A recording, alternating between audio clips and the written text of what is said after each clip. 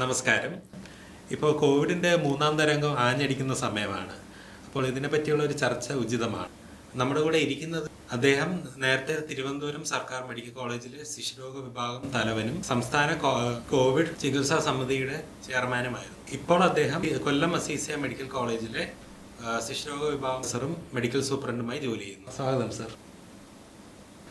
Sir, ഞാൻ കഴിഞ്ഞ വർഷം ഒക്ടോബറിൽ ഇന്റേൺഷിപ്പ് ചെയ്തായിരുന്നു.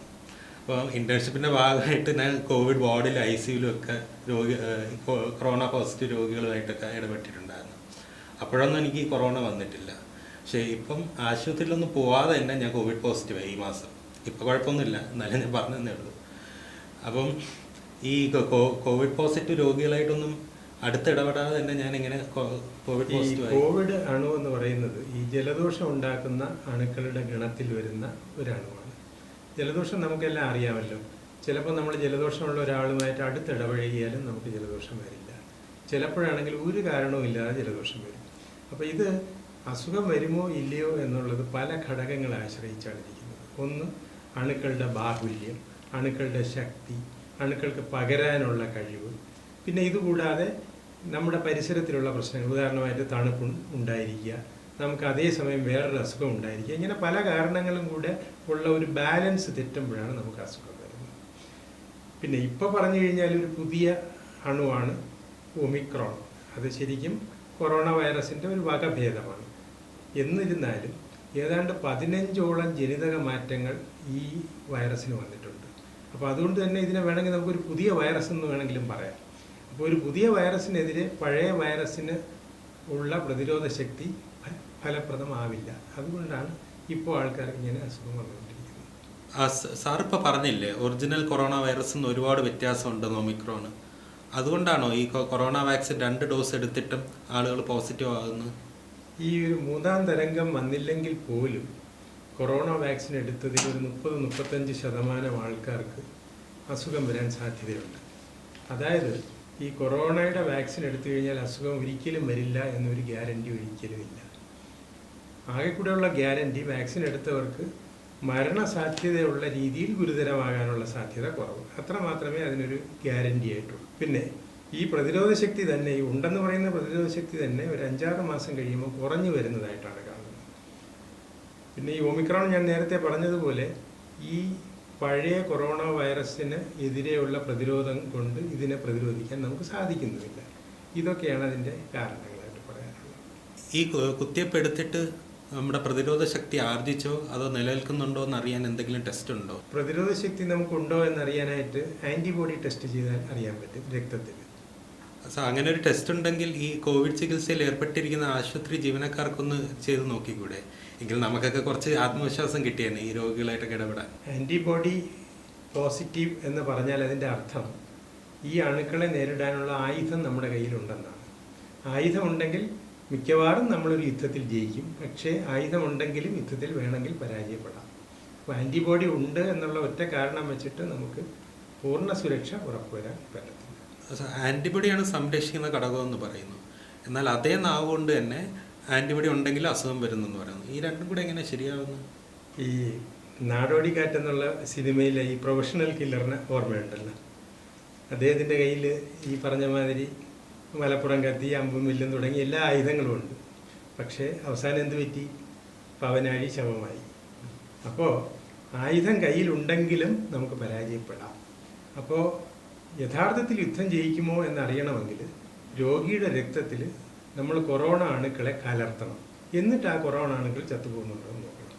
അതിന് വൈദ്യശാസ്ത്രത്തിൽ ന്യൂട്രലൈസിങ് ആൻറ്റിബോഡി എന്നാണ് പറയുന്നത്. എന്നാൽ പിന്നെ എല്ലാവർക്കും ഈ ന്യൂട്രലൈസിങ് ആൻറ്റിബോഡി ഉണ്ടോ എന്ന് ടെസ്റ്റ് ചെയ്താൽ പോരെ? ഈ ന്യൂട്രലൈസിങ് ആൻറ്റിബോഡി ടെസ്റ്റ് ചെയ്യണമെങ്കിൽ നമുക്ക് ജീവനുള്ള അണുക്കളെ ലബോറട്ടറിയിൽ നമ്മൾ സൂക്ഷിക്കണം.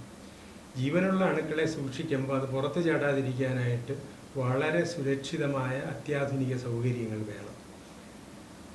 ഇപ്പോൾ ഉദാഹരണമായിട്ട് വുഹാനിൽ നിന്ന് പുറത്ത് ചാടിയ വൈറസ് ഇപ്പോൾ ലോകം മുഴുവൻ ചുറ്റി നടക്കുക. ഇതുവരെ അതിനൊരു അവസാനം കണ്ടിട്ടില്ല.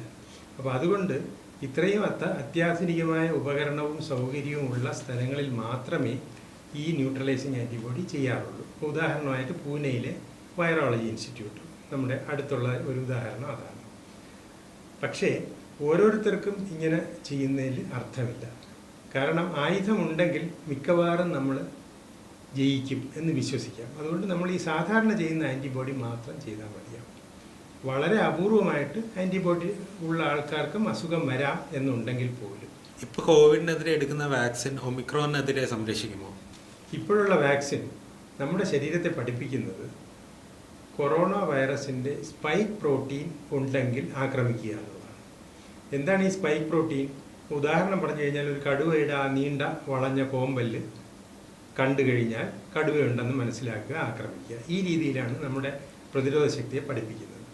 എന്നാൽ ഈ ഒമിക്രോൺ വന്നപ്പോഴേക്കും ഈ കോമ്പലിൻ്റെ ആകൃതി തന്നെ മാറിപ്പോയി. അപ്പോൾ അത് കണ്ടാൽ കോമ്പലാണ്, അതായത് സ്പൈക്ക് പ്രോട്ടീൻ ആണെന്ന് മനസ്സിലാകുന്നില്ല നമ്മുടെ പ്രതിരോധ ശക്തിക്ക്. നമുക്ക് ആയുധങ്ങളൊക്കെ ഉണ്ട്, പക്ഷേ ആക്രമിക്കുന്നില്ല. അതുകൊണ്ടാണ് ഈ ഒമിക്രോണിനെതിരെ നമ്മുടെ ഇപ്പോൾ ഉള്ള പ്രതിരോധ ശക്തി വളരെ ചെറിയൊരു പ്രതിരോധം മാത്രമേ തരുന്നു. ഇപ്പോൾ സർക്കാർ നിർദ്ദേശിക്കുന്നത് 3-ാം ഡോസ് കൊറോണ വാക്സിൻ എടുക്കാനാണ്. ഇപ്പോൾ ഈ വാക്സിൻ കൊണ്ട് വലിയ സംരക്ഷണമൊന്നും ഇല്ലെങ്കിൽ ഈ കുത്തിവയ്പ്പ് ഒഴിവാക്കിക്കൂടെ? ഒമിക്രോൺ വൈറസിനെതിരെ ഇപ്പോൾ നൽകുന്ന വാക്സിന് ഒരു പ്രയോജനമില്ല എന്നല്ല പറഞ്ഞത്, വളരെ പ്രയോജനം കുറവ് എന്നാണ് പറഞ്ഞത്. അതുമാത്രമല്ല, ഈ വാക്സിൻ എടുത്തവർക്ക് ഒമിക്രോൺ വൈറസിൻ്റെ അസുഖവും തീവ്രത കുറഞ്ഞു തന്നെയാണ് വരുന്നത്. അപ്പോൾ ഒട്ടും സംരക്ഷണമില്ലെന്നല്ല പറഞ്ഞത്, പക്ഷേ അസുഖം വരുന്നുണ്ട് എന്നാണ് പറഞ്ഞത്. പിന്നെ ഇപ്പം തന്നെ ഈ ഒമിക്രോൺ ആണെന്ന് നമ്മൾ പറയുന്നെങ്കിലും 90-95% അതാണെങ്കിൽ പോലും പഴയ വൈറസും ഇപ്പോൾ ഉണ്ട്. അപ്പോൾ ഈ പഴയ വൈറസിനെതിരെയുള്ള നമ്മുടെ പ്രതിരോധം ഇപ്പോൾ കുറഞ്ഞു വരുന്നുണ്ട്. കാരണം കുത്തിവെച്ചിട്ട് 6 മാസത്തിലധികമായി. അപ്പോൾ ഒരു ബൂസ്റ്റർ എടുക്കാനുള്ള സമയവുമായി. ഇതുകൂടാതെ നമ്മൾ ഈ വാക്സിൻ എടുക്കുമ്പോൾ വൈറസിൻ്റെ പെറ്റ് പെരുകുന്നതൊന്ന് കുറയും. ഒരുപാട് പെറ്റ് പെരുകുമ്പോഴാണ് ഈ പുതിയ പുതിയ വ്യതിയാനങ്ങൾ വരാൻ സാധ്യത. അപ്പോൾ ആ വ്യതിയാനത്തിൻ്റെ സാധ്യതയും വാക്സിൻ എടുത്തു കഴിഞ്ഞാൽ കുറച്ച് കുറഞ്ഞിരിക്കും. സാർ, ഇതിനൊരു മറുചോദ്യം കൂടെ. ഈ പുറം രാജ്യങ്ങളിൽ കൊറോണയുടെ ഏത് വാക്സിൻ എടുത്താലും ഫൈസറിൻ്റെ വാക്സിൻ ബൂസ്റ്ററായിട്ട് കൊടുക്കുമ്പോൾ കുറെ കൂടെ നല്ല പ്രതിരോധ ശക്തി കിട്ടുന്നുണ്ട് എന്ന് കേട്ടായിരുന്നു. ഇപ്പോൾ പുറം രാജ്യങ്ങളിൽ ഇത്രയും ഗുണഫലം രേഖപ്പെടുത്തിയ ഈ വാക്സിൻ എന്താണ് ഇന്ത്യയിൽ ഉപയോഗിക്കാത്തത്? ബൂസ്റ്റർ ഡോസിന് ഫൈസർ വാക്സിൻ എടുത്തു കഴിഞ്ഞാൽ പ്രതിരോധ ശക്തി കൂടുതൽ ഊർജിതമാകുന്നുണ്ട് എന്നുള്ളത് ശരിയാണ്, ആ പറഞ്ഞത് ശരിയാണ്. പക്ഷേ ഫൈസർ വാക്സിന് കുറേ പ്രശ്നങ്ങളുണ്ട്. ഒന്ന്, വളരെ വില കൂടുതൽ. 2, അത് ശേഖരിച്ച് വയ്ക്കാനായിട്ട് -70 ഡിഗ്രി വേണം. നമ്മുടെ ഈ ഉഷ്ണരാജ്യമായ ഇന്ത്യയിൽ അത് വലിയ ബുദ്ധിമുട്ടാണ്. പക്ഷേ ഇതൊക്കെ നമ്മൾ സർക്കംവെൻറ്റ് ചെയ്യാമെന്ന് വെച്ചാൽ പോലും ഫൈസറിനൊരു പുതിയ ഡിമാൻഡുണ്ട്. എന്ന് വെച്ച് കഴിഞ്ഞാൽ അവരുടെ വാക്സിൻ കൊടുത്തു കഴിഞ്ഞാൽ അതിൻ്റെ പാർശ്വഫലങ്ങൾ വരികയാണെങ്കിൽ അതിന് നിയമസംരക്ഷണം സർക്കാർ നൽകണമെന്നാണ്. അത് എങ്ങനെ ഒരു സർക്കാരിന് കൊടുക്കാൻ പറ്റും? ഫൈസർ എന്താ വിചാരിച്ചത്? നമ്മുടെ രാജ്യം ഭരിക്കുന്നവരെല്ലാം മണ്ടന്മാരാണെന്നാണ്. അപ്പോൾ നമ്മൾ നമ്മുടെ രാജ്യത്ത് ഇഷ്ടംപോലെ വാക്സിൻ ഉണ്ടാക്കുന്നുണ്ട്. നമുക്ക് എല്ലാ ആൾക്കാർക്കും കൊടുക്കാനുള്ള വാക്സിൻ നമ്മുടെ രാജ്യത്തുണ്ട്. അതുകൊണ്ട് തന്നെ നമ്മുടെ വാക്സിൻ കൊണ്ട് നമുക്ക് നമ്മുടെ ഡിമാൻഡ് ഫുൾഫിൽ ചെയ്യാൻ പറ്റും. കുറഞ്ഞ നിരക്കിൽ ചൈനയുടെ വാക്സിൻ വിറ്റഴിക്കാം എന്നൊരു മോഹം ചൈനയ്ക്ക് ഉണ്ടായിരുന്നെങ്കിൽ അതും ഇന്ത്യയുടെ വാക്സിൻ പ്രൊഡക്ഷൻ കാരണം കുലിഞ്ഞുപോയി എന്ന് തന്നെ പറയേണ്ടി വരും. ഒമിക്രോൺ വളരെ ലഘുവായിട്ടുള്ള അസുഖം എന്നാണ് പറയപ്പെടുന്നത്. പക്ഷെ എന്നാലും നമ്മുടെ ആശുപത്രിയിലൊക്കെ നോക്കുകയാണെങ്കിൽ അവിടെ പേഷ്യൻസിനെ കൊണ്ട് ബെഡ് നിറയാണ്, കോവിഡ് പേഷ്യൻസിനെ കൊണ്ട്. പിന്നെ നമ്മുടെ ഈ സർവേ ഒക്കെ എടുക്കുകയാണെങ്കിൽ കേരളത്തിൽ 2 പേരിൽ ഒരാൾക്ക് കോവിഡ് ഉണ്ടെന്നാണ് പറയുന്നത്. അപ്പോൾ ഈ കാര്യങ്ങൾ ഇങ്ങനെയൊക്കെ ആയ സ്ഥിതിക്ക് അത്ര ലാഘവത്തോടെ ഈ അസുഖത്തിനെ കാണാൻ പറ്റുമോ? ഈ ഒമിക്രോൺ കോവിഡിനെ ഒരു കില്ലർ വൈറസ് എന്ന് പറയാൻ ബുദ്ധിമുട്ടാണ്. പക്ഷേ ഇതൊരു കാട്ടുതീ പോലെ അങ്ങ് പടരും. എന്നാലും ഗുരുതരമായ പ്രശ്നങ്ങൾ, അതായത് ICUയിൽ കിടക്കേണ്ട പ്രശ്നങ്ങളൊക്കെ വളരെ കുറവാണ്. ഇപ്പോൾ ഉദാഹരണമായിട്ട് 0.1% നമ്മൾ സങ്കല്പിച്ചാൽ പോലും കേരളത്തിലെ ഒരു 3.5 കോടി ജനങ്ങളിൽ ഒരു 1/3 പേർക്ക് അസുഖം വന്നു കഴിഞ്ഞാൽ ഏതാണ്ട് 10-15 പേര് ICUയിലായി പോകും. ഇത് പെട്ടെന്ന് പടരുന്നത് കൊണ്ട് 1-2 ആഴ്ച കൊണ്ട് തന്നെ 10-15 ICU ബെഡ് നമുക്ക് ആവശ്യമായിട്ട് വരും. അതാണ് ഇപ്പോൾ ഈ ബെഡുകൾ നിറയാനുള്ള കാരണം. Denominator is very huge. ഈ ഒമിക്രോൺ വകഭേദമാണെന്ന് അറിയാൻ എന്തെങ്കിലും രോഗലക്ഷണങ്ങൾ വല്ലതും ഉണ്ടോ? ഒമിക്രോൺ കോവിഡ് എന്ന് പറയുന്നതിന് പ്രത്യേക രോഗലക്ഷണങ്ങളൊന്നും തന്നെയില്ല. മറ്റ് കോവിഡ് പോലെ തന്നെ ജലദോഷം, പനി, ശരീരവേദന തുടങ്ങിയവയൊക്കെ തന്നെയാണ് ഇതിൻ്റെ ഈ ലക്ഷണങ്ങൾ. പക്ഷേ തൊണ്ടവേദന കുറച്ച് കൂടുതലായിട്ട് കണ്ടുവരുന്നുണ്ട്. ന്യൂമോണിയയുടെ സാധ്യത വളരെ കുറവാണ്. അതുകൊണ്ടാണ് ഈ ICUയിൽ കിടക്കേണ്ട രീതിയിലുള്ള കോവിഡ് ഒമിക്രോണിന് വരാത്തത്. പിന്നെ കഴിഞ്ഞ വേവുകളിൽ കുട്ടികളിൽ വളരെ മൈൽഡായിരുന്നു. എന്ന് വെച്ച് കഴിഞ്ഞാൽ കുട്ടികൾക്ക് അസുഖം വന്നെന്ന് പോലും നമുക്ക് അറിഞ്ഞുകൂടായിരുന്നു. പക്ഷേ ഇപ്പോഴത്തെ ഈ ഒമിക്രോൺ വേവ് വന്നപ്പോൾ കുട്ടികൾക്ക് കഠിനമായ പനിയുണ്ട്. അപ്പോൾ കുട്ടികൾക്ക് പനി വരുമ്പോൾ ഒരു പ്രശ്നം എന്ന് വെച്ച് കഴിഞ്ഞാൽ ചിലർക്കൊക്കെ ജന്നി വരും. അപ്പോൾ ഈ ജന്നിയും ഇപ്പോൾ കൂടുതലായിട്ട് കാണുന്നുണ്ട്. പിന്നെ ഇതുകൂടാതെ ഈ കോവിഡ് ഭേദമായി കഴിഞ്ഞാൽ ക്ഷീണം, ശ്വാസം മുട്ട് ഒക്കെ കുറേ നാൾ നീണ്ടു നിൽക്കാറുണ്ട്. പിന്നെ അതുപോലെ തന്നെ ഉറക്കമില്ലായ്മയും മാനസിക പിരിമുറുക്കവും ഒക്കെ. പിന്നെ നമ്മൾ തന്നെ പലപ്പോഴും പത്രങ്ങളിൽ വായിച്ചിട്ടുണ്ട് കുഴഞ്ഞു വീണ് മരിക്കുക എന്ന്. അതായത് ഈ തലയിൽ രക്തം കട്ട പിടിക്കുക, ഹാർട്ട് അറ്റാക്ക് വരിക, ഇതൊക്കെ കോവിഡ് കഴിഞ്ഞുള്ള മാസങ്ങളിൽ കാണുന്നുണ്ട്. ഈ ഒമിക്രോൺ വകഭേദം അസുഖം ബാധിച്ച ആളുകൾ എന്തൊക്കെ ശ്രദ്ധിക്കണം? ഒമിക്രോൺ വൈറസ് ബാധിച്ചു കഴിഞ്ഞാൽ ഒട്ടുമുക്കാൽ ആൾക്കാർക്കും വീട്ടിൽ തന്നെ ഇരുന്നാൽ മതിയാവും, ഒരു ഐസൊലേഷൻ മുറിക്കകത്ത്. നമ്മൾ പറയുന്ന മാതിരി N95 മാസ്ക് ഉപയോഗിക്കണം, കൈ കഴുകുന്നതിൽ ശ്രദ്ധിക്കണം, മറ്റുള്ളവരുമായിട്ട് ഇടപഴകരുത്. നമ്മൾ മുറിയിൽ ഐസൊലേറ്റ് ചെയ്യുമ്പോൾ ഇടപഴകുന്നില്ലല്ലോ. പിന്നെ ഈ പറയുന്ന മാതിരി ജനാലകൾ തുറന്നിട്ട് വെന്റിലേഷൻ വേണം, മനസ്സും തുറന്നിടണമെന്നാണ് പറയുന്നത്. കാരണം മാനസിക പിരിമുറുക്കം ഒഴിവാക്കാനായിട്ട് ഫോൺ മുഖാന്തരം ആൾക്കാരുമായിട്ട് നമുക്ക് സംസാരിച്ചു കൊണ്ടിരിക്കാം. പിന്നെ ഇതൊക്കെ കൂടാതെ പ്രധാനമായിട്ട് പൾസ് ഓക്സിമീറ്റർ വെച്ചിട്ട് നമ്മുടെ സാച്ചുറേഷൻ നോക്കണം. അത് 94-ന് മുകളിൽ എപ്പോഴും ഉണ്ടാകണം. പിന്നെ മുറിക്കകത്ത് ഒരു 6 മിനിറ്റ് നടക്കുക, നടന്നു കഴിഞ്ഞിട്ട് സാച്ചുറേഷൻ വീണ്ടും നോക്കുക. 3% ഡ്രോപ്പ് ഉണ്ടെങ്കിൽ നമ്മുടെ ആരോഗ്യ പ്രവർത്തകരെ അറിയിക്കുകയും വേണം. സാർ ഇപ്പം പറഞ്ഞില്ലേ ഈ മുറിയിൽ നടക്കണമെന്ന്, നമ്മൾ എത്ര വേഗം നടക്കണം? നമ്മളൊരു കൊച്ചു മുറിയിൽ അടഞ്ഞിരിക്കുകയല്ലേ, അപ്പോൾ അതിനകത്ത് ഈ PT ഉഷയെ പോലെ ഓടാനും നോക്കൂലല്ലോ. നമുക്ക് സാധാരണഗതിയിൽ നടക്കുക, എന്നിട്ട് അതിൽ സാച്ചുറേഷൻ ഡ്രോപ്പ് വരുന്നുണ്ടോ ഇല്ലയോ എന്ന് പരിശോധിക്കുക. പിന്നെ ഈ പൾസ് ഓക്സിമീറ്റർ ഇപ്പോൾ വളരെ വിലക്കുറവാണ്, 500 രൂപയ്ക്ക് താഴെയുള്ളൂ. അതുകൊണ്ട് വാങ്ങാൻ സാധിക്കും. ഒരു പക്ഷേ വാങ്ങാൻ സാധിച്ചില്ലെങ്കിൽ IMA പോലെയുള്ള സംഘടനകൾക്ക് പൾസ് ഓക്സിമീറ്ററിൻ്റെ ബാങ്കുണ്ട്, അപ്പോൾ അവരും സപ്ലൈ ചെയ്യും. പിന്നെ ഏതെങ്കിലും കാരണവശാൽ നമുക്ക് പൾസ് ഓക്സിമീറ്റർ വാങ്ങാൻ പറ്റുന്നില്ല അല്ലെങ്കിൽ കിട്ടുന്നില്ല എന്നുണ്ടെങ്കിൽ വേറൊരു വിദ്യയുണ്ട്. അതായത് ശ്വാസം ഒന്ന് മുകളിലോട്ട് വലിച്ചിട്ട് പിടിച്ചു വയ്ക്കുക. സാധാരണഗതിയിൽ 25 സെക്കൻഡ് നമുക്ക് പിടിച്ചു വയ്ക്കാൻ പറ്റും എന്നാണ് വൈദ്യശാസ്ത്രം പറയുന്നത്. പക്ഷെ ഞാൻ ഈ കേരളത്തിലെ ആളുകളെ നോക്കിയിട്ട് ആർക്കും 25 സെക്കൻഡ് പിടിക്കാൻ പറ്റുന്നില്ല. കാരണം ഈ ദേഹം അനങ്ങി ജോലി ചെയ്ത് പരിചയമില്ലല്ലോ നമ്മുടെ കേരളത്തിലെ ആൾക്കാർക്ക്. എന്നിരുന്നാലും 15 സെക്കൻഡെങ്കിലും പിടിച്ചു വയ്ക്കാൻ പറ്റണം. അത് സാധിച്ചില്ലെങ്കിൽ അപ്പോൾ ആരോഗ്യ പ്രവർത്തകനെ അറിയിക്കണം. പിന്നെ നമ്മൾ ഈ വീട്ടിൽ നോക്കിയാൽ മതിയെന്ന് പറഞ്ഞതിൽ ഒരു ചെറിയ എക്സെപ്ഷൻ ഉണ്ട്. അതായത് ഡയബറ്റിസ് അല്ലെങ്കിൽ ഡയാലിസിസ് ഉള്ള കിഡ്നി രോഗികൾ, ഇങ്ങനെയുള്ളവർ ഡോക്ടറുടെ ഒരു ഉപദേശപ്രകാരം മാത്രമേ വീട്ടിലിരിക്കാവൂ. അല്ലെങ്കിൽ ആശുപത്രിയിലോ CFLTCയിലോ ആയിരിക്കണം. CFLTC പോയി കഴിഞ്ഞാൽ എന്തെങ്കിലും പ്രത്യേകിച്ച് ചെയ്യുമെന്നല്ല, പക്ഷേ അപകട സൂചനകൾ നേരത്തെ നമുക്ക് കണ്ടെത്താൻ പറ്റും. അതിന് വേണ്ടിയിട്ടാണ് അവിടെ ഇരിക്കാൻ പറയുന്നത്. ഈ ഐസൊലേഷൻ കഴിഞ്ഞിട്ട് ടെസ്റ്റ് ചെയ്യണോ? ഇപ്പം ക്വാറന്റൈൻ പീരീഡ് കഴിഞ്ഞിട്ട് നെഗറ്റീവ് ആണോ എന്നറിയാൻ? രോഗം ബാധിച്ച് ആ 7 ദിവസം കഴിഞ്ഞാൽ നമുക്ക് ഐസൊലേഷൻ മതിയാക്കാൻ പറ്റും.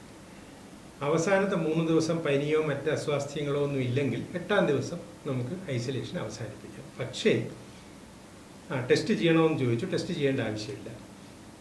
ഈ ഐസൊലേഷൻ അവസാനിക്കാമെന്ന് പറഞ്ഞെങ്കിലും അടുത്ത 7 ദിവസം കൂടെ N95 മാസ്ക് ഉപയോഗിച്ച് മാത്രമേ വീട്ടിലും നടക്കാവുള്ളൂ, വീട്ടിന് വെളിയിലും നടക്കാവൂ. വീട്ടിലുള്ള എല്ലാവരും ആ മാസ്ക് ഉപയോഗിക്കണം. കാരണം വളരെ അപൂർവമായിട്ട് 7 ദിവസം കഴിഞ്ഞിട്ട് ചെറിയ തോതിൽ അണുബാധ പടരാൻ സാധ്യതയുണ്ട്. അതും കൂടെ ഒഴിവാക്കാൻ വേണ്ടിയിട്ടാണ് നമ്മൾ എല്ലാവരും N95 മാസ്ക് ഉപയോഗിക്കണമെന്ന് പറയുന്നത്. പിന്നെ ഒരു പ്രധാന കാര്യം ഫിസിക്കൽ എക്സർഷൻ. നമ്മൾ സാധാരണ ചെയ്യുന്ന ഫിസിക്കൽ ജോലികൾ ഗ്രാജുവലായിട്ട് വേണം തുടങ്ങാൻ. അതായത് നമ്മൾ പടിയായിട്ട് ചെയ്ത് ഒരു മാസത്തോളം ആകുമ്പോൾ പഴയ രീതിയിലുള്ള ജോലികൾ ചെയ്യണം. അതായത് ഈ ഫിസിക്കൽ എക്സർഷൻ ചെയ്യുന്നവർ, ഓഫീസ് ജോലിക്കാരുടെ കാര്യമല്ല ഈ പറഞ്ഞത്. പിന്നെ കോവിഡ് കഴിഞ്ഞിട്ടും അപൂർവമായിട്ട് ചില പ്രശ്നങ്ങൾ ഉണ്ടാകുമെന്ന് ഞാൻ നേരത്തെ പറഞ്ഞല്ലോ. അപ്പോൾ ആ ഒരു പ്രശ്നങ്ങൾ കണ്ടെത്താൻ വേണ്ടിയിട്ടാണ് നമ്മൾ ഈ പടിയായിട്ട് ചെയ്യണമെന്ന് പറയുന്നത്. ഈ പടിയായിട്ട് നമ്മൾ ചെയ്തു വരുമ്പോൾ എന്തെങ്കിലും ബുദ്ധിമുട്ട്, ഉദാഹരണമായിട്ട് ശ്വാസം മുട്ട് തോന്നുന്നു, ചുമ വരുന്നു, നമ്മൾ ഉടനെ ആരോഗ്യ പ്രവർത്തകനെ അറിയിക്കും. ഇപ്പം മാസ്കിൻ്റെ കാര്യം പറഞ്ഞപ്പോഴാണ് ഓർത്തത്, ഈ N95 മാസ്ക് എന്ന് പറയുന്നത് നമ്മൾ ഈ സിമ്പിൾ യൂസ് ആൻഡ് ഡിസ്കാർഡ് ആണല്ലോ. ഇപ്പം മാസ്ക് നല്ല വില കുറച്ച് മെഡിക്കൽ സ്റ്റോറിൽ കിട്ടുന്നുണ്ട്, 20-25 രൂപയ്ക്ക്. പക്ഷെ എന്നാലും ഒരു കുടുംബത്തിൽ തന്നെ 4-5 അംഗങ്ങളുണ്ടല്ലോ, അവർക്ക് ഒരാഴ്ചത്തെ ഉപയോഗത്തിന് തന്നെ ഏകദേശം 1000 രൂപയാവും മാസ്കിന് മാത്രം. എല്ലാ കുടുംബക്കും ഈ 1000 രൂപ ചിലവാക്കുന്ന ഒരു ബുദ്ധിമുട്ടാണ്. അപ്പോൾ ആ ഒരു അവസരത്തിൽ ഈ N95 മാസ്ക് റീയൂസ് ചെയ്യാനുള്ള എന്തെങ്കിലും? പറഞ്ഞത് ശരിയാണ്. N95 മാസ്ക് എന്ന് പറയുന്നത് ഒരിക്കൽ യൂസ് ചെയ്ത് ഡിസ്കാർഡ് ചെയ്യാനായിട്ടാണ് ഉണ്ടാക്കിയിരിക്കുന്നത്, അത് സംശയമൊന്നുമില്ല. പക്ഷേ ഈ പറഞ്ഞ മാതിരി സാമ്പത്തിക ഞെരുക്കം അനുഭവിക്കുന്ന ഈ ഒരു പാൻഡമിക് സമയത്ത് റീയൂസ് ചെയ്യാനായിട്ട് നമ്മൾ നിർബന്ധിതരാകുന്നു എന്നുള്ളതൊരു വാസ്തവമാണ്. ഈ N95 മാസ്കിന് പുറത്ത് കാണുന്നതും അതിൻ്റെ അകത്ത് കാണുന്നതുമായിട്ടുള്ള 2 ലെയറിന് ഇടയിൽ വേറെ കുറച്ച് സാമഗ്രികളുണ്ട്. അതിന് ഇലക്ട്രോസ്റ്റാറ്റിക് കഴിവുകളുണ്ടെന്നാണ് പറയുന്നത്. അപ്പോൾ അത് വൈറസിനെ ട്രാപ്പ് ചെയ്യും. അപ്പോൾ ഈ സംഗതി നനച്ചു കഴിഞ്ഞാൽ ചീത്തയായി പോകും. അപ്പോൾ ഈ N95ൻ്റെ ആ പ്രോപ്പർട്ടീസ് മിസ്സാവും. അപ്പോൾ അതുകൊണ്ട് തന്നെ N95 കഴുകാൻ പാടില്ല. ഇതുകൂടാതെ കാര്യമായിട്ട് നനയാനും പാടില്ല. ഉദാഹരണം മഴ നനയുക, അല്ലെങ്കിൽ നമ്മൾ ജലദോഷമുള്ളപ്പോൾ ഉപയോഗിക്കുമ്പോൾ അത് നനയുക, അതൊന്നും പിന്നെ നമുക്ക് വീണ്ടും ഉപയോഗിക്കാൻ പാടില്ല. ഈ ജലദോഷം കാര്യം പറഞ്ഞപ്പോഴാണ് ചില വിദ്വാൻമാർ ഈ മാസ്ക് താഴ്ത്തി വെച്ചിട്ട് തുമ്മുന്ന കണ്ടിട്ടുണ്ട്. അതായത് മാസ്ക് ചീത്തയാവാതിരിക്കാൻ. ഇങ്ങനെയുള്ള വിദ്യകളൊന്നും പ്രയോഗിക്കാൻ പാടില്ല. പിന്നെ റീയൂസ് ചെയ്യുന്നത് നനയാത്ത മാസ്ക് വലിയ അഴുക്കൊന്നും ആയിട്ടില്ലെങ്കിൽ ഒരു 3-4 ദിവസം തണലത്ത് ഉണക്കിയിട്ട് നമുക്ക് ഉപയോഗിക്കാം. അതായത് ഈ ഉണങ്ങാൻ വേണ്ടിയിട്ട് നമുക്ക് മുറിക്ക് അകത്ത് വയ്ക്കാൻ പറ്റില്ല, കാരണം ഇതിനകത്തൊക്കെ ചിലപ്പോൾ കൊറോണ വൈറസ് കാണും, അത് മുറിയിൽ പടരും. അതുകൊണ്ട് തുറസായ സ്ഥലത്ത് നമ്മൾ ഈ കളറുള്ള തുണികൾ ഉണക്കാനായിട്ട് തണലത്തിടുമല്ലോ, അതുപോലെ തണലത്ത് ഉണക്കിയിട്ട് നമുക്ക് വീണ്ടും ഉപയോഗിക്കാൻ പറ്റും. സാർ, അപ്പോൾ ഇത് എത്ര തവണ റീയൂസ് ചെയ്യാം? 4-5 തവണ വരെ വേണമെങ്കിലും റീയൂസ് ചെയ്യാം. പക്ഷേ ഒരു പ്രധാന കാര്യം, അതിൻ്റെ ഇലാസ്റ്റിക്കൊക്കെ ലൂസാകരുത്. നമ്മൾ ഫിറ്റ് ചെയ്യുമ്പം നമ്മുടെ മുഖവുമായിട്ട് നല്ല ഫിറ്റായിരിക്കണം, ഇടയിൽ ഇങ്ങനെ ലീക്കൊന്നും വരരുത്. അങ്ങനെ ഉണ്ടെങ്കിൽ നമുക്ക് 3 മുതൽ 5 തവണ വരെ നമുക്ക് വേണമെങ്കിൽ റീയൂസ് ചെയ്യാം. ഈ ചെറിയ കുട്ടികൾക്കൊക്കെ ഈ N95 മാസ്ക് ഇടുന്ന ബുദ്ധിമുട്ടാണ്. അവർ ഈ അസ്വസ്ഥത അടിക്കുമ്പോൾ അവർ മാസ്കൊക്കെ അങ്ങ് ഊരിക്കളയും. അപ്പോൾ അവർക്കിടാൻ വേണ്ടി എന്തെങ്കിലും പ്രത്യേക ടൈപ്പ് മാസ്ക് വിൽക്കപ്പെടുന്നുണ്ടോ? കുട്ടികൾക്ക് വേണ്ടി ചെറിയ സൈസ് മാസ്ക് ലഭ്യമാണ്. പക്ഷേ ഇന്ത്യ ഗവൺമെൻറ്റിൻ്റെ നിർദ്ദേശപ്രകാരം 5 വയസ്സിന് താഴെയുള്ള കുട്ടികൾക്ക് മാസ്ക് വേണ്ട എന്നാണ്. അമേരിക്കയിലാണെങ്കിൽ 2 വയസ്സിന് താഴെയുള്ള കുട്ടികൾക്ക് വേണ്ട എന്നാണ് പറഞ്ഞിരിക്കുന്നത്. എന്തെന്ന് വെച്ച് കഴിഞ്ഞാൽ, ഒന്ന്, നമ്മൾ എത്ര കൃത്യമായ സൈസിലുള്ള മാസ്ക് ആണെങ്കിൽ പോലും കുട്ടികൾക്ക് അത് നല്ല സീലായിട്ട്, അതായത് ലീക്കില്ലാതെ ധരിക്കാൻ അവർക്ക് ബുദ്ധിമുട്ടാണ്. 2, ഈ മാസ്ക് ധരിച്ച് കുട്ടികൾ കളിക്കുമ്പോൾ പെട്ടെന്ന് ശ്വാസം മുട്ട് തോന്നുകയാണെങ്കിൽ അത് അവർക്ക് പറയാൻ അറിഞ്ഞുകൂടാ. ഈ ശ്വാസം മുട്ട് എന്നുള്ളത് യാഥാർത്ഥ്യമാണ്. ഉദാഹരണമായിട്ട് N95 മാസ്ക് ഇട്ട് ആരോഗ്യ പ്രവർത്തകർ പടിയൊക്കെ കയറിയിട്ട് ശ്വാസം മുട്ടുന്നതായിട്ട് പറയുന്നുണ്ട്. അപ്പോൾ അതേമാതിരി വലിയ ആൾക്കാരാകുമ്പോൾ അത് പറയുകയും അതനുസരിച്ച് നമുക്ക് വിശ്രമിക്കുകയും ചെയ്യാം. കുട്ടികൾക്ക് അത് അറിഞ്ഞുകൂടാ. അപ്പോൾ അതൊക്കെ ഒഴിവാക്കാൻ വേണ്ടിയിട്ടാണ് തീരെ ചെറിയ കുട്ടികൾക്ക് നമ്മൾ മാസ്ക് ഒഴിവാക്കാൻ പറയും. ഈ ഒമിക്രോൺ വകഭേദം കുട്ടികളെ കൂടുതൽ ബാധിക്കുന്നുണ്ടെന്ന് പറയുന്നത് ശരിയാണോ സാർ? പഴയ കോവിഡ് വേവുകളിലും കുട്ടികളെ ധാരാളം ബാധിച്ചിരുന്നു. ഒരേ ഒരു വ്യത്യാസം, അതിന് മിക്കവാറും കുട്ടികൾക്ക് യാതൊരു രോഗലക്ഷണവും ഉണ്ടായിരുന്നില്ല. പക്ഷേ ഇപ്പോൾ അങ്ങനെയല്ല. കുട്ടികൾക്ക് കഠിനമായ പനി വരുന്നുണ്ട്. ഞാൻ നേരത്തെ പറഞ്ഞതുപോലെ പനി വരുന്ന ഈ കുട്ടികളിൽ ചിലർക്കെങ്കിലും ജന്നിയും വരുന്നുണ്ട്. അപ്പോൾ അതാണ് ഇപ്പോഴുള്ള ഒരു പ്രത്യേകത. പിന്നെ ഇതുകൂടാതെ ഈ കുട്ടികൾ വാക്സിൻ എടുത്തിട്ടില്ല, അവർ സ്കൂളിൽ പോകാൻ തുടങ്ങി, മാസ്ക് കൃത്യമായിട്ട് ധരിക്കാൻ അറിഞ്ഞുകൂടാ. അപ്പോൾ ഇങ്ങനെയുള്ള കാരണങ്ങളും കൂടെ കൊണ്ടായിരിക്കണം ഇപ്പോൾ കുട്ടികൾക്ക് കൂടുതലായിട്ട് കോവിഡ് കാണുന്നത്.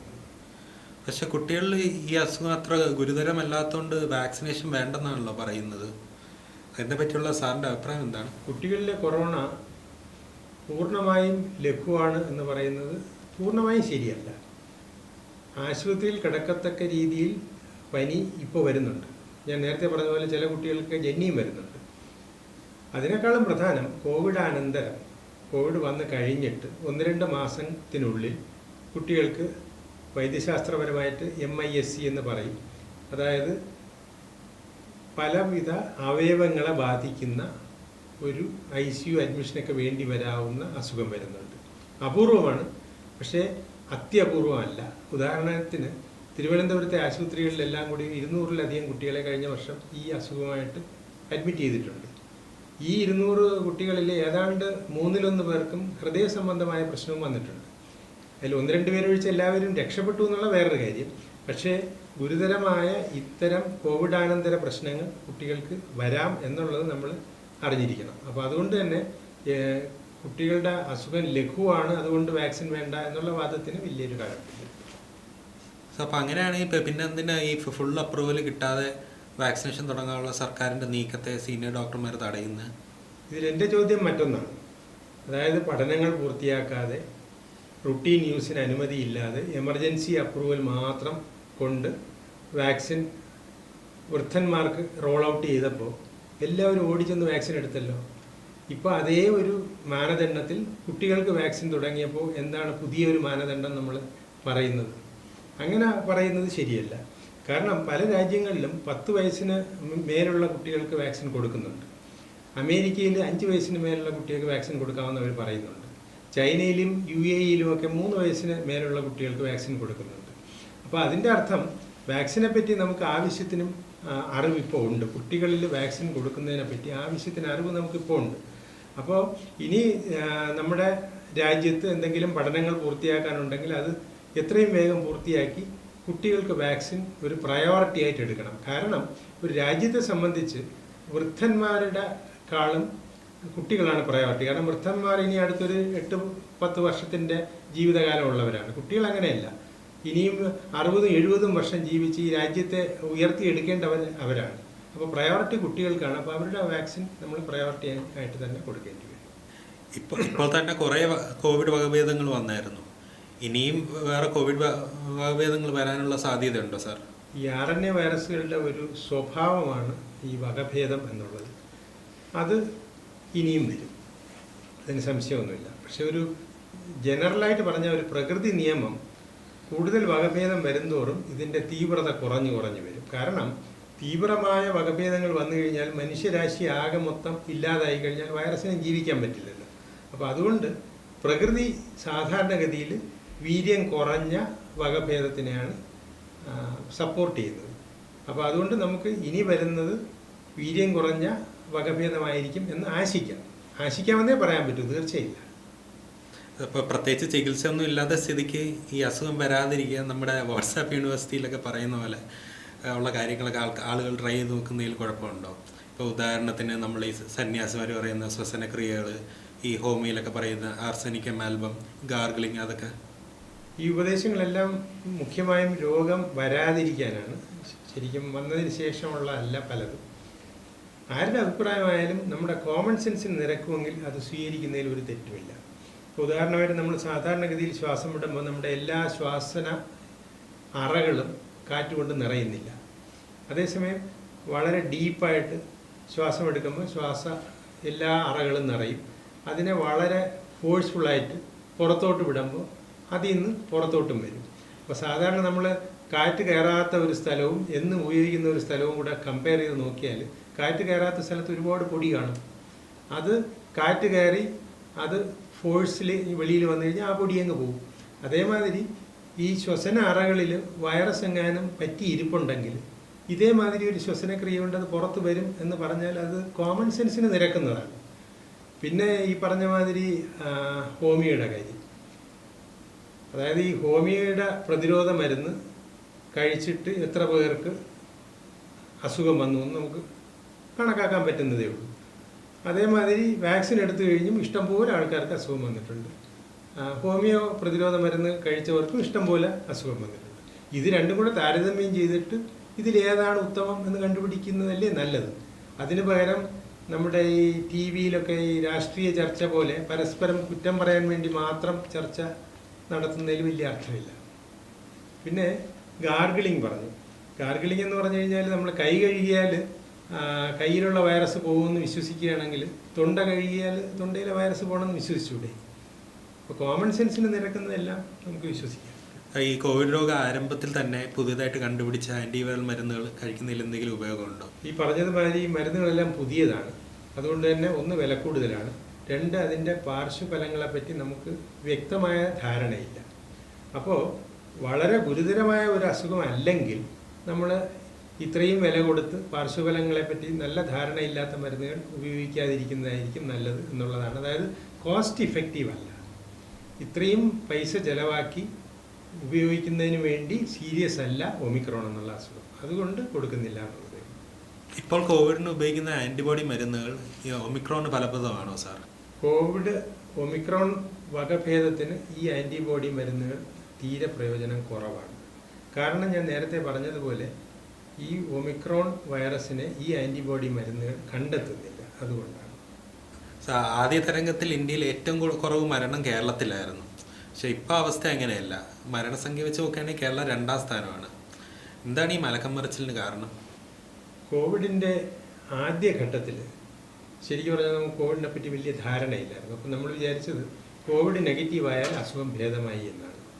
പക്ഷേ പിന്നെ നമുക്ക് മനസ്സിലായി ഈ അസുഖം ഭേദമായി കഴിഞ്ഞ ആൾക്കാർക്ക് കുറച്ച് കഴിയുമ്പോൾ പക്ഷാഘാതം വരുന്നു, കുറച്ച് കഴിയുമ്പോൾ ഹാർട്ട് അറ്റാക്ക് വരുന്നു, ഇങ്ങനെയുള്ള മരണകാരണമായ കുറേ പ്രശ്നങ്ങൾ വരുന്നുണ്ടെന്നും മരണങ്ങൾ സംഭവിക്കുന്നുണ്ടെന്നും പിന്നെ നമ്മൾ മനസ്സിലാക്കി. അപ്പോൾ ഈ കോവിഡാനന്തരമുള്ള മരണങ്ങളും കോവിഡ് കാരണമാണ് എന്ന് മനസ്സിലാക്കിയതുകൊണ്ട് കോവിഡിൻ്റെ മരണങ്ങളുടെ എണ്ണം കൂടി. അപ്പോൾ അതായത് ഇപ്പോൾ ഞാനൊരു ഉദാഹരണം പറയാം. നമ്മളിപ്പോൾ ഒരു ടെറസിൽ പഠിക്കാനായിട്ട് പുസ്തകവും വെച്ച് വായിച്ചുകൊണ്ട് നടക്കുകയാണ്. അപ്പോൾ പെട്ടെന്ന് ഇപ്പോൾ കുറച്ച് വവ്വാലുകൾ ഇങ്ങനെ പറന്നുപോയി നമ്മുടെ മുഖത്തൊക്കെ ഇടിച്ചു. അപ്പോൾ നമ്മൾ എന്ത് ചെയ്യും? ഞെട്ടി നമ്മൾ ഉരുണ്ട് താഴെ വീണ് എല്ലൊക്കെ പൊട്ടി ആശുപത്രിയിലായി, പല പല കോംപ്ലിക്കേഷൻസായി 1 മാസം കഴിഞ്ഞ് മരണം സംഭവിക്കും. അപ്പോൾ ഇതുവരെ നമ്മുടെ സംസ്ഥാനം വിചാരിച്ച ഇതെന്തെന്ന് വെച്ച് കഴിഞ്ഞാൽ ഇത് മരണം വീണതുകൊണ്ടും എല്ല് പൊട്ടിയതുകൊണ്ടുമാണ്. പക്ഷേ നമ്മൾ ചിന്തിച്ചു കഴിഞ്ഞാൽ ഈ വവ്വാൽ വന്നില്ലെങ്കിൽ നമ്മൾ വീഴുമായിരുന്നോ? അപ്പോൾ മരണകാരണം വവ്വാലല്ലേ? അതാണ് ഈ കൊറോണയിൽ ഇപ്പോൾ സംഭവിക്കുന്നത്. കൊറോണ നമ്മളെ കൊല്ലുന്നില്ല, അത് ഇതേമാതിരി ഒരു തട്ട് തട്ടിയിട്ടങ്ങ് പോവുകയാണ്. അത് കഴിഞ്ഞ് വിവിധമായ കാരണങ്ങൾ കൊണ്ടാണ് നമുക്ക് മരണം വരുന്നത്.